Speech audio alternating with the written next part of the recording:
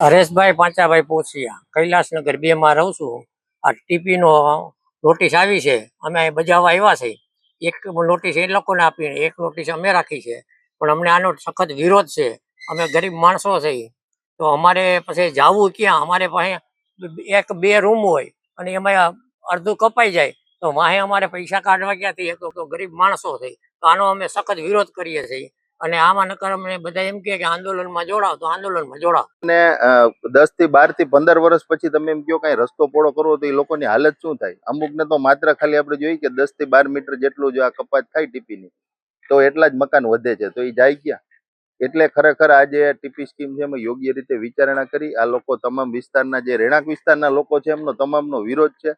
અગાઉ આપણે જોઈએ કે ખેડૂતોએ પણ આ બાબતે વિરોધ કર્યો તો. ઉપરાંત એ લોકોની કપાત તો થાય છે, એમાં તો એને વર્તન નથી મળતું. ઉપરાંત એને બેટરમેન્ટ ચાર્જ થી માંડી ટીપીના ચાર્જ કરોડો રૂપિયા આખા સર્વે નંબર ઉપર નાખી દેવામાં આવેલા છે. તો એક આપણે મીટર પ્રમાણે ગણીએ તો 900 થી 950 રૂપિયા જેવું 1 મીટર એ લોકોને ચાર્જ ચડે. વળતર તો નથી આપવું કપાતનું, ઉપરાંત એની ઉપર ચાર્જ નાખવો છે. એટલે આ ક્યાંનો ન્યાય છે? ખરજ સુરત ને અમદાવાદ ની મોટા સિટી છે એ પ્રમાણે જ્યાં ટીપી સ્કીમ લગાડવામાં આવેલી છે એ યોગ્ય નથી.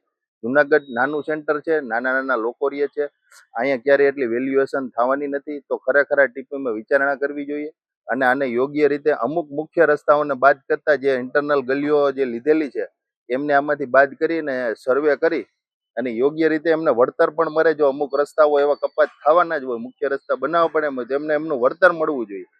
એટલે આ તમામ ટીપી સ્કીમનો વિરોધ છે. અને જો આ બાબતે સરકાર અને અધિકારી જે ટીપીના છે એ તમામ જો આ બાબતે કોઈ કાર્યવાહી નહીં કરે અને પોતાની મનમાની ચલાવશે, તમામ વિસ્તારના લોકોને સાથે રાખી મોટું આંદોલન કરવામાં આવશે.